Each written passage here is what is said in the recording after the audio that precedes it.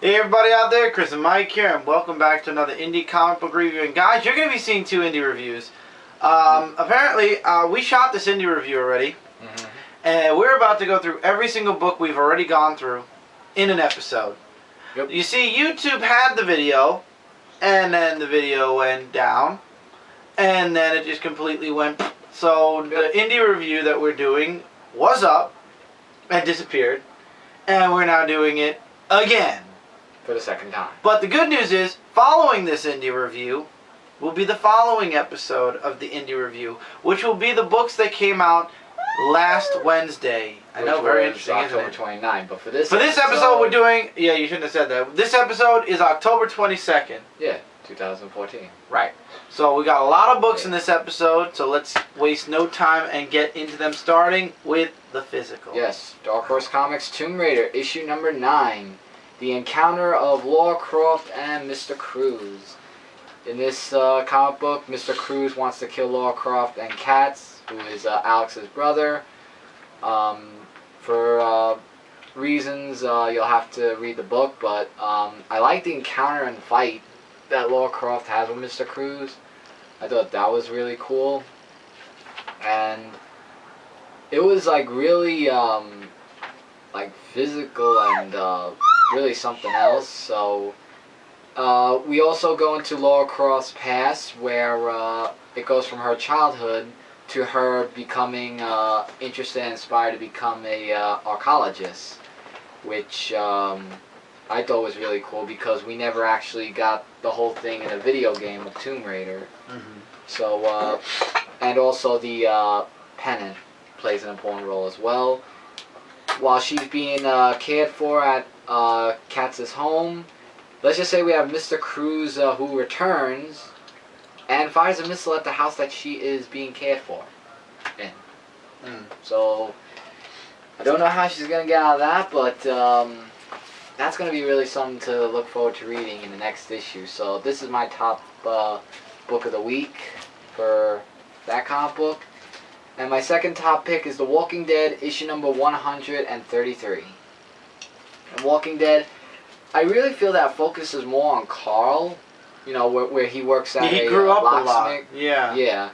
And has a little secret, well, not secret admirer, like Anna, who wrote him a love letter and everything. And it's really just going to where we left off in the last issue, after Rick and Carl had their thing together with talking father-son. These zombies right here, it's black and white as always, and they're not real walkers. They're just people who just go around and you know, they just came into the land and they killed their own kind. So they want them to fear them as if they were. It's walkers. a new clan of wannabe So, yeah, zombies. it's a new clan of wannabe zombies. That's the word I was looking for. So after that happens, it's just going back to Carl again, working at Locksmith, and what he feels about it. And there is someone who like dies in this issue, but looks like he died. well, it looks like he does. But now that he's getting ambushed now with a lot of trouble. So walker or not, we'll find out what happens in the next issue of The Walking Dead and see how that turns out to be. Alright, this is Vertigo Comics of Dead Boy Detectives, issue number 10. And I felt this to be an okay book. Not going in the bad pile before you start thinking. You did this to me when we first recorded this. I know. And I'm telling you again. So in this book, it goes into Rosa, where she's in a coma, and Crystal's like by her side with all this stuff. Meanwhile, Edwin and Charles, who are the Dead Boy Detectives, Charles is in the world trying to save Rosa, whereas Edwin's in the other world trying to find out some more answers. Like, Edwin's the type of person who wants to look for clues and everything, while Charles is looking for his father's secrets and stuff. I love how that looks like a My Little Pony. Yeah, but it's not. So let's not go on that. It looks like it's... So here's some artwork right here of that. Stop laughing, I hear you. So, they're just trying, like, he's just trying to save Rosa, and there is a time limit, because if they don't save her in time, then it's going to be too late. And it looks almost to be too late, so that's going to be something to figure out if Rosa's going to get out of this. So we'll see in the next issue. Alright, so next book is yours, from Zenoscope. Grim Fairy Tales 103. I enjoyed this issue a lot. I like how Patrick Shan is taking the time out in each issue to flesh out another one of the characters. In this episode, he fleshes out Belinda. He fleshes out her relationship with Sky. He fleshes Sky out more. You get to see Sela very upset that her daughter Sky is closer to Belinda than she is with Sela, but at the same time, Sela wasn't around for most of Sky's life because she was taken by the Dark One. Artwork is beautiful in this book. So, you have Haley Liedl, who is Callie Liedl's daughter, the White Queen of Wonderland, and her mother told her not to trust anyone, and the first person she targets is Belinda, and she's like, they're in Belinda's class, and she's like, yeah, well, let's talk about your history, Belinda, and she talks about how she ran with the Dark Horde, but then realized, because the Dark One had her child, and then in the end she ended up turning on the Dark One anyway, and that's how she ended up getting her second chance with Sela and everybody else in the school. Then Haley pulled a trick on Belinda to test her. And one thing you don't want to do in this school is test somebody that has a sword. Pretty much. You get to see there's a dark prophecy coming, apparently, and it's still in full motion. And now the next issue, the focal point is going to be on Haley, and apparently she's a water nymph. So I'm liking it. I'm liking how Pat's taking the time out to really do one child at a time. Really? He really must love your review of the book. Thank you, Tommy. I really enjoyed this. I highly recommend Grim Fairy Tales. It's an amazing book right now. One of my top 5 books from Zenoscope. And speaking of Grim Fairy Tales, there's a versus for this one.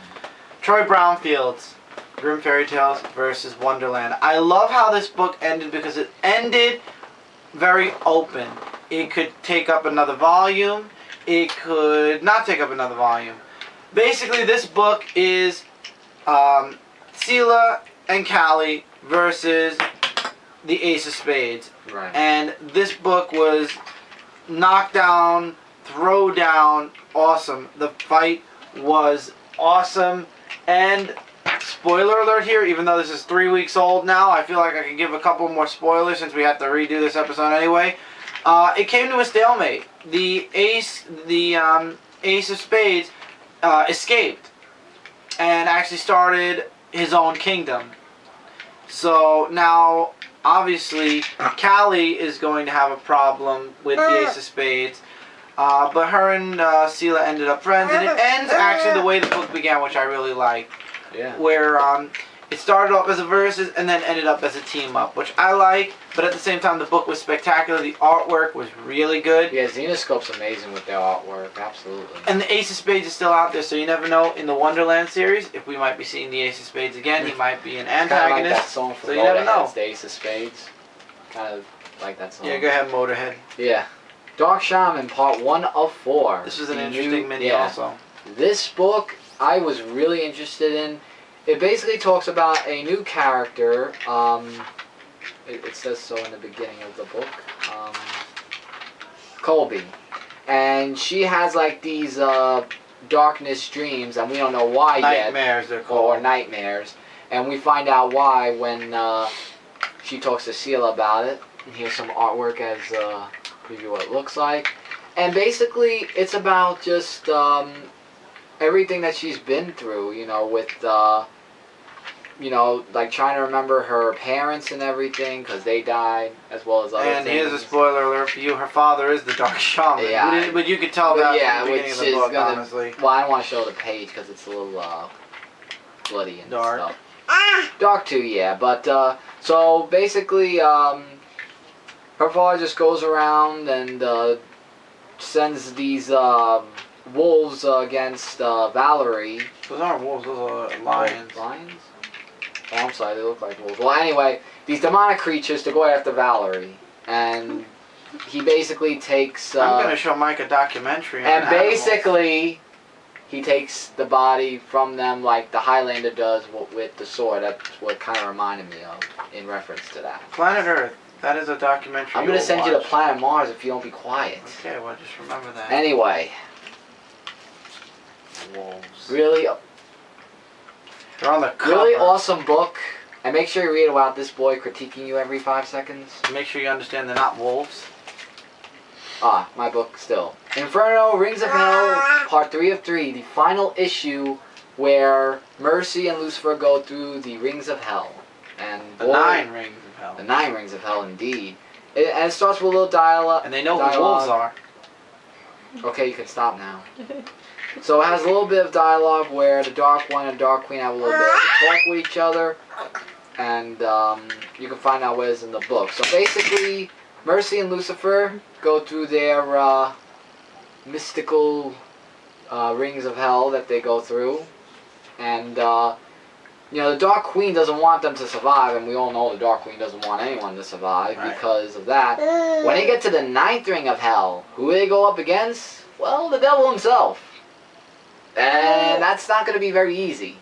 Because he's got a lot of power and... yeah, it's a really intense fight. So, they're just trying to get out of here. Of the rings and stuff like that. And, well, I could spoil it. The Dark Queen basically kills her daughter Lucifer. And, Mercy is, you know, trying to get out of there. And, after that, the Dark One leaves a message for Mercy for what's to come for her in the future. The whole series, I would give it a 5 out of 5, and definitely check this out in trade paperback, because this is just one hell of a book, and I could do it. It's one hell of a book. If you can One hell of a book that won't go back in. But definitely check this out. I mean, it is just really just that amazing. I'm going to pretend and hear you say that. IDW... This is the crossover Mike and I have been waiting for because it's 2 franchises we both have been reviewing. Teenage Mutant Ninja Turtles Ghostbusters issue number 1. 3 artists on the book. All 3 artists were really, really good. Absolutely. It starts off with the Turtles. It basically takes what's going on in the Turtles more than what's going on in the Ghostbusters. But then again, the Ghostbusters kind of had the end. So they weren't actually in a story arc right now, but the Turtles are. So... for those of you that have been reading the Turtles, you'll know that Donatello and Harold were building the transporter to get to Dimension X. The prologue obviously sets up for the Ghost, which it involves Kitsune and her brother, whom we never heard of, and there's a reason why, because he was thrown through a portal and is bouncing around through dimensions. So the portal is complete now. So all that's left is to test out the portal. And they do, and long story short, Harold does something and something goes wrong. So can I do the yes, then we go into the Ghostbusters. Then we I go want to to the show some artwork Ghostbusters. from the first artist. Hold on. Yeah, I think I did show it, but I'll come a little closer to the artwork from the first artist. Yeah. So, yeah, and they try to surprise a special friend of theirs, which is Master Splinter, but they wind up going to New York City, where, ironically, is where the Ghostbusters are. And they're doing their thing by catching ghosts and basically just trying to find out what force is coming through something. And it's the Turtles that wind up in a church, and there's this... Yeah, the Turtles end up going... This is what I don't like, though, because in the X-Files book, the Turtles and the Ghostbusters were in the same universe. Whereas this miniseries says the opposite. The Turtles and the Ghostbusters are in 2 different universes. Which kind of makes sense because... I mean, the Ghostbusters would have found the Turtles by now, so it makes sense that they're in different universes, but at the same time, then that means the X-Files one was wrong. And yeah, and when they were in the church seeing the demon, they said that, you know, we gotta save the people, we can't just leave them like this, and that's what I like about the Turtles, just thinking about the people, and not leaving a fight. I mean, the Ninja Turtles, I mean... And something happens to Casey in the end. Yeah, and something does happen to Casey with... yeah, there's going to be a definite meeting between Ghostbusters and Ninja Turtles in the next issue, but... I'm looking forward to it. It looks really good. It's building up very perfectly and very nicely, so I will definitely be looking into the next issue as to see what happens next. Alright, so now we're going to go into digital books. Yes, sir, and we're starting off with Dynamite, and we are starting with Lady Zorro, issue number 4. I'm guessing of 4, because I... Yeah, because I think it's the end, really, from what I saw. So, in Lady Zorro, the commissioner wants to kill Lady Zorro, but her clan is saying, you know, we are Zorro, because... They're following her because she's a little bit wounded and everything else. And they're saying, you know, back off now, and of course they don't. So Lady Zorro gets some action in this comic book, trying to take the gold back. And what we saw in the first issue was her objective mission. Artwork is gorgeous. Artwork is great, and with lots of explosives and stuff like that. Yeah, it's very, very adventurous. And she just tries to get out of there, and she does the horse thing like they did in the Zorro movies. That kind of brought a reminiscence to that. Horse and carriage, yeah. The horse and carriage thing, yeah.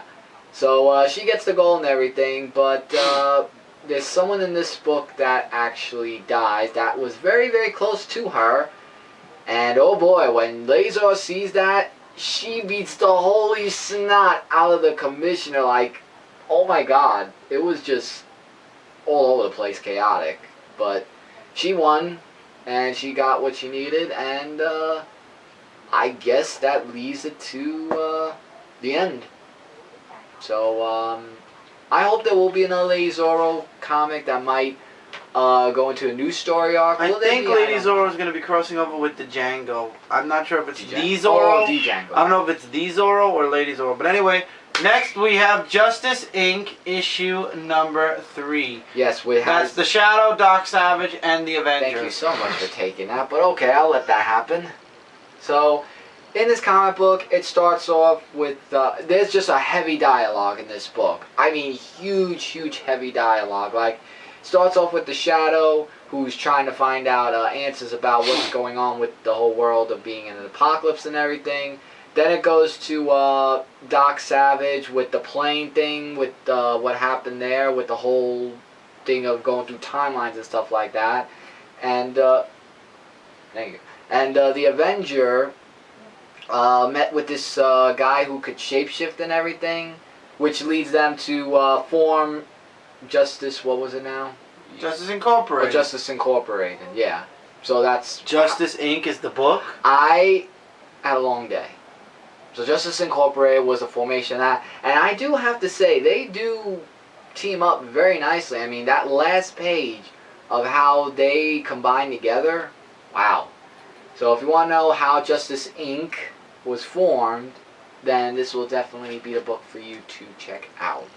It is heavy dialogue, I will say that, so do expect that. Oh boy, I remember this part. This is the part where I do like a million books at once.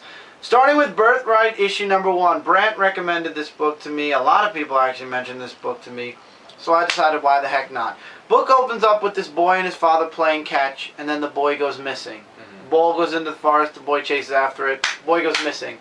A year later, the family is separated, the father is being blamed, they believe the father actually killed the son's name is Mikey. Yeah. And the older brother, still holding hope and trying to keep his family together, is struggling to keep his family together because the father's become a drunk, the mother left the father, and the brother still, we don't know what happened to him. Then one day, an FBI agent shows up, and they go to, what do you call the place? The station. Right. And there's this grown man, and he's claiming to be Mikey. And it turns out Mikey went down the rabbit hole, so to speak. He went through the forest, and he ended up in this other world where he was prophesized to become that world's greatest hero. And he does. And from what he says, he becomes the champion of champions. And he grows up really fast. And all he wanted to do, though, was to see his mom and dad again. So that's why he came back. We find out, though, that there's a twist at the end of this book, which I really liked. The father believes it, and I love the artist. The artist in this book did a spectacular job. Spot on. And also, if you listen to the episode of Zone 4 where I was on with Brant, John, and Ron, I was talking about this. If you look through the beginning of the book, before Mikey disappears, there are a few panels in there where if you look really closely, there's little tidbits, little things in the picture. like that, for example, which I don't want to spoil. And then when the father first goes into the, I'll tell you one panel where the father first goes into the forest. And those, I didn't even notice that. And then you go to where it goes to flashback with Mikey, and it's the, same thing. And actually, John pointed out the snake possibility there. Wow, I really did not notice that. It's an amazing book. I would definitely recommend it. I read it too. I really loved it. I know that Birthright 2 came out this Wednesday, and we will be covering this Wednesday's book hopefully on Friday. That's why we're doing this also. We're trying to get this review out of the way, do last week's books right after this, so you're going to get 2 indie reviews in a row, and then we're going to go into the third indie review on Friday. We'll try to, at least. Buffy the Vampire Slayer, Season 10, Issue number 8. I like this issue. The book goes missing. Xander and Spike were supposed to watch the book, and they lost it. Who got it? Andrew got it. And Andrew is some really evil kid that I have no clue. I have not read enough of Buffy or watched enough of Buffy to know the background on Andrew too much. But we also have, we found out he's going back to Sunnydale, which is now completely a trench because that was sucked into the gates of hell, or anyway, that was where magic was originally forged, where it was proven to be true. And every Halloween people go there now to celebrate. And now magic is back, so that's what makes Sunnydale even more dangerous. And we have this guy, he doesn't have a name. He goes by many names. He goes by the Soul Glutton, Damnation Made Flesh, the Slithering Doom, pick your name. And he's looking for revenge because his family was slaughtered by a Slayer. So Buffy, Willow, and Spike actually go to Sunnydale because they're chasing after Andrew to get the book back. Why does Andrew have the book? Spoiler alert here. Not really, because it's been 3 weeks. He's looking to resurrect someone, and at first we believe it's his brother. And then it turns out to be somebody completely different by the end of the book. You have Buffy and Spike fighting off against this evil demon who goes by many names. The Glutton of Souls is a good one because the more souls he eats, the stronger he gets. He has a vendetta against Buffy because she's a Slayer. Willow goes after Andrew because apparently she went dark, Willow, and now she, you know, okay. She'd rather, what? You almost socked me with your elbow. Almost. Ah. So I find this very interesting, and the ending twist was really good as well. This all takes place during Halloween, which is a perfect time, because this actually came out the week before Halloween. So that is perfect. So, yeah. Next, we are now in Dark Horse. We have Fire and Stone, or Predator Fire and Stone, issue number 1 of 4, and I like this book. Remember with the timeline, guys, Predator takes place at the exact same moment as Alien vs. Predator. So the Predator stowed away on Galago's ship in Alien vs. Predator number 1 at the end of that book. Right. So Galago is now waking up his 2 friends, Piper and Higgins, to find who the stowaway is and kick them off the ship. So they go hunting, so to speak, on the ship. And Piper actually comes face to face with the Predator first. Now Galago doesn't know that the Predator is on his ship. So Piper ends up, spoiler alert, not really, it's been 3 weeks, being killed by the Predator. So Galago, I don't like how, in the beginning of the book, you know, you believe he's this character, and obviously as the stories all come together, and we get that one big story that we're still waiting for, I'm sure it will be explained more, or we'll understand his character more, but he basically sacrifices his best friend, the guy who basically trained him to be the man he is today. He uses his friend, Galago, as bait to draw the Predator out and then basically get him sucked into space. So Higgins gets sucked into space, Predator survives. Who didn't see that coming? And him and Galago fight, Galago loses, but it turns out all the Predator wants is the gun. And Galago's like, fine, keep the gun, but get the hell off my ship. Where do you want me to drop you off? And that's when the Predator shows him an image of the engineer. So the last great hunt begins in the next issue, and I am all fired, excited for it. I hope somehow it crosses back over again with Alien vs. Predator at some point, but I doubt it. Next is this book. Yeah. Next is Halo Escalation, issue number 11. We finished with the Master Chief. We're now back to the main core. We've got the Captain. We've got Commander Hades, I believe her name is, or oh god. Oh, you said it. Oh, why is this? But anyway, 2 Spartans are chosen, Ray and Thorn, to go to a planet where there is belief that a elite has this type of virus that can wipe out the entire human race. And because there's so few Covenant on this planet, or that's the intel, he only sends a 2 Spartan team down. They go down, and let's just say they find out that it's not such an uninhabited world, so to speak. Thorn gets taken. Oh, there we go. Palmer, Commander Palmer. Yeah, there we go. Now I remember, like, Palm. Turns out there's over a couple 100,000 Jacqueline Covenants on this planet, and a lot's going on this planet.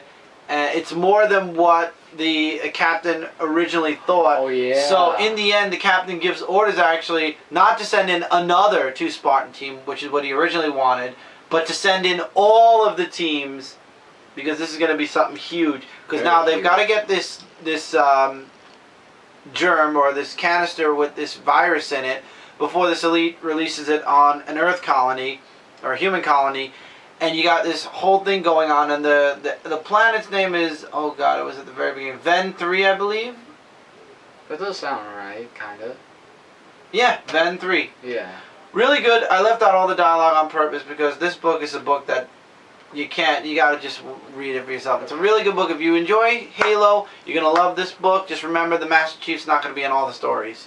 Alright, this is the final issue of my book, The Terminator Enemy My Enemy, issue number 6. I wonder where my book is. It's going to be next. That has actually these 2, so have fun. No, so, my Terminator book. The you Salvation. mean the other one, Salvation? Oh, I thought you meant after. No, I know. I'm just saying, you just reviewed. But anyway, in this book we have Detective Green, who has Ellis captive because they're trying to escape against the Terminator, and the Terminator vowed to kill her from what we saw in the last issue. So the Terminator goes around and doing Terminator stuff by killing policemen and yada yada yada yada, while Green is trying to protect Ellis. And of course the Terminator does find Green, and they have their little fight scene as always. Ellis does a smart thing by when she rans him over with a car, and then where Green shoots some water to keep the rust down, and then boom, train comes, out he goes. But of course, we know he's not really dead because he's a Terminator. You can't kill a Terminator, right? No, she does. She has a train running over. Yeah, but you don't think it's actually dead. It's gone. It really is? I thought. Oh, but wait. It says the end now, but I'm going to make a high bet that there's going to be a story arc that he's going to be alive. Somehow. Yeah. Because that's how the Terminator is. You can't... Alright guys, so give us just 1 second and we will return with the conclusion to this episode's books. Okay, and we're back. And we are now on Godzilla Rulers of Earth, issue number 17. If you like the monster fights, we got lots of monster fights in this book. You got Space Godzilla fighting off against a space monster. You got Godzilla fighting off against a crab. You got a lot of human dialogue, which if you really care about it, well, it does push the story along, doesn't it? There is that. There's just a lot. If you like the monster fights and really gorgeous artwork, then this is definitely the book for you. I love this Godzilla book. Long story short, if it's the monster fight with a story in the background going on, and Godzilla, that you guys will definitely highly enjoy. If you're a Godzilla fan, you'll love it. If you're not, you won't. That's the long and short of it. However, this Godzilla book, Godzilla Cataclysm, issue number 3, I feel the opposite way. I don't know, I just don't feel connected with this book because it's after all the gods have disappeared, or all the monsters have disappeared, and we know something happened in the past that caused this, and the grandfather of the 2 kids in the book was involved with it, and he believes Godzilla's back now to wreak revenge on him because he was part of this group that probably eliminated the gods or sent them away for a time. Yeah. Mothra was in this book, Godzilla was in this book, lots of stuff going on. They think that the kids are the reason why Godzilla and all the monsters are back, which isn't true. And I don't know, I don't feel as invested in this book as I do with So you're saying that Rules of Earth definitely outbeats absolutely. by a landslide. 100%. It absolutely 100%. And I feel bad about that because Cullen Bunn actually writes Cataclysm. But Oh, he does? I didn't know. yeah, I don't feel as invested in Cataclysm. Rulers of Earth is an awesome monster throwdown. You said you weren't too crazy about this book, but I thought it was really okay to me. Edward Scissorhands, the first issue. I didn't like it because it was very cartoony artwork, and the artwork. I thought Beetlejuice when I was reading this. Well, really. the artwork I thought was pretty good. It's really talking about the background of Megan, where she wanted to go. Well, it starts her little backstory where she goes into this house, and we don't know what it is yet because she's looking for something. But until we find out what she's looking for, it goes to her backstory.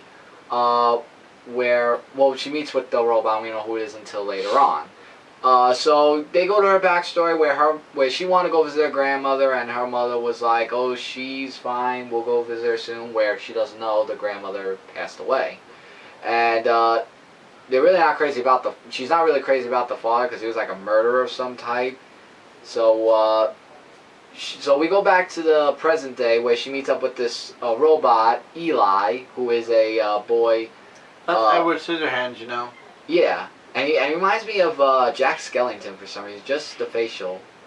Not the body, just the facial. But anyway, so the Eli is just, like, he just gets something from Megan, and it just really meant a lot to him. Then we go back to Megan in the past, where she found out more information about what she really does need to know, and then after that, it was just all about the pennant and where they're going to go to next. So I'll see how the next issue goes, but if the next issue there's not really anything interesting, then you know, it was pretty good in my opinion, but we'll see how the next issue goes. But if it's not going to hold me, then I'll have to drop that one. The X-Files Year Zero issue number, what was it? 4. 4. Right. Issue number 4. And it really talks about when the past X-Files and the present X-Files are talking with Mr. Zero. And we get to know a little bit more about Mr. Zero. And that's really the long and short of it. Like, I like how it keeps going from the past X-Files. I like the two different art styles. Yeah, the present X-Files looks like the present day comics, and the past looks like a older... Like the classic comics. Yeah. So they go after Mr. Zero, and then they question him and find out more about, you know, what he is, why is he doing these things. It's a little bit harder to explain because there was just like so many things that were happening going from past to present and, you know, back and forth. I mean, I'm not saying that it confused me. I'm just saying that was a lot to digest. Like, you know, like when you read a book and it goes in so many directions and you try to digest it. But what I do know, the main plot was that they were talking or capturing Mr. Zero and talking to him about why he does all these things and everything else. So if you want to find out more about him, you can definitely read the book and see for yourself. But it's interesting, though. I will say that much. And I think this is the best one-shot out of all of them so far. Super Secret Crisis War, Cow and Chicken one-shot. I loved this comic book. Like, Cow and Chicken, I was expecting to see Super Cow, at least, in this book when we did. Oh, Super Cow, yeah. But anyway, looking over that. So it's basically, you know, Cow and Chicken just being themselves and everything, and the devil comes in. Where there's a robot that comes in saying, I want a challenger, and it's kind of getting annoying right now, so, yeah. But there's only 2 more one-shots, and we don't have to hear it anymore. But looking over that, Cow just wants a friend, and she goes with the robot. They all want to be friends with robots. Did you notice that? Yes. Minus Johnny Bravo. Did you notice that? Mm-hmm. I noticed that when I read this comic book, and then, you know, Cow just says, you know, now we're friends, I want to take you everywhere, meet up everyone. And Chicken's like, you know, oh, please, you know, all that stuff. Satan, though, wants to help Chicken solve the problems of getting rid of the robot by signing off something there. But before he does that, the robot attacks Satan, and then the robot goes away after that. And then after that, Chicken just says, you know, to Cow, I'll be your friend, and the whole thing of them just walking off, and then that was it for that. Mm-hmm. So, yeah. And also, there is an ending where the Ben 10 villain, and every villain's been doing that, they always are saying that once this is over, I am going to take over the world. I am telling you, at the end of Super Secret Crisis War, these villains are going to go neck to neck with each other. Just saying, no, this is my world, no, this is my world. Oh, man, I cannot wait to see them go at each other, these villains. Me neither. And wait till you hear about the other book. Well, that's in the next. That's in the next. Coming next. Coming next. Coming next. Transformers: Robots in Disguise, issue 34. This book was very heavily dialogued, and it involves Alpha Prime. It really doesn't build too much on the present. It builds a lot more in the past. Alpha Prime takes Optimus to a dark part of the moon where he is going to give Optimus. He's going to tell Optimus this great secret he has, and then it's up to Optimus if he wants to tell his team.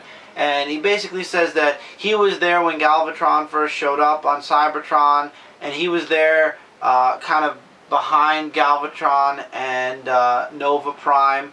What do you call it? Kind of not. He was with them, and he agreed with what they were doing. You know, bringing Cybertron into one ruling, but they, you know, and it was very a lot. It was. You think your book was filled with dialogue? We're talking word bubbles, word squares. It pretty much almost runs the same. I had to walk away from this book halfway through, get something to drink and eat, and come back because it was so heavily dialogue. There was so much writing. The artwork is gorgeous though, but there was so much dialogue. It was like reading a book almost. So you find out that he was there. He's Prime, and the long story short is there were 9 Primes. 9? Yes, not 8, 9.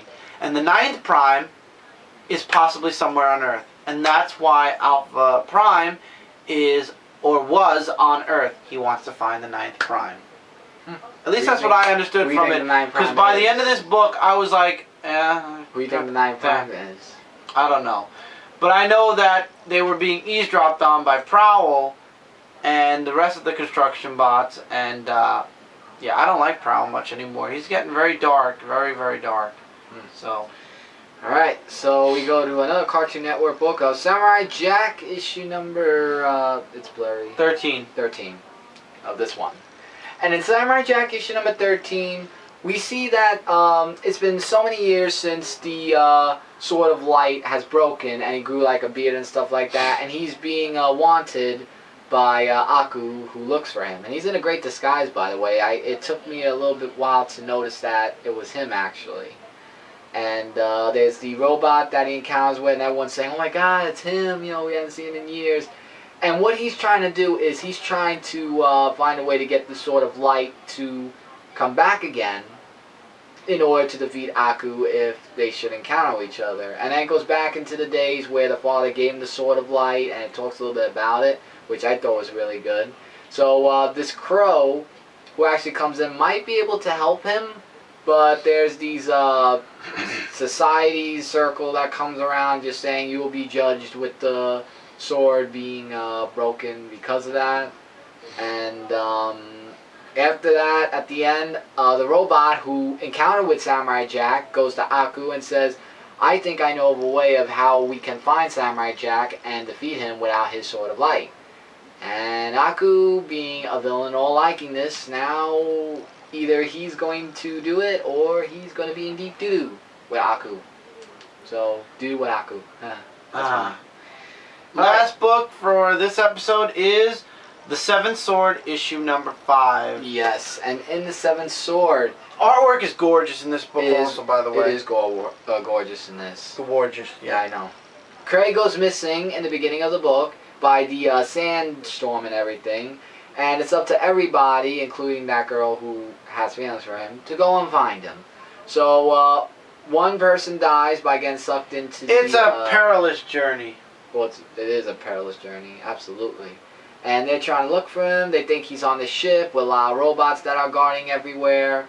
And they get themselves in trouble on the ship. On the ship as well. And then it turns out he wasn't even on the ship, and he's actually there now to save them. The end. I like that stance that he's in, you know. I like the last page. Yeah. I just found it funny that They're looking for him throughout this entire issue. For Cray. They think he's on this ship. They go on the ship. They get stuck in deep doo-doo. And guess what? Cray's not on the ship, number one. Number two, he's going to have to save them now. Plus, he saved the people who were actually outside. I just thought it was really funny. Yeah. I just thought I thought that was hilarious. funny too. But Seven Sword, it's just really good. Like, it brings out that Samurai Bushido feeling to it, you know, when I read this book. But that's another book to definitely look into if you're reading it. And with that, that's it for this episode, guys. Stay tuned for the next episode. And then stay tuned this Friday for Dark Avenger Live, episode 40. It's going to be spectacular. Oh, yes. And as always, don't forget to check out comic-related, Comic Frontline, Zone 4 Podcast, and Frontline Gaming Zone. Together, we're your number one source for comic-related news, reviews, and a whole bunch more. Comments, feel free to leave your comments below for any of the books we talked about here, any suggestions, etc., etc.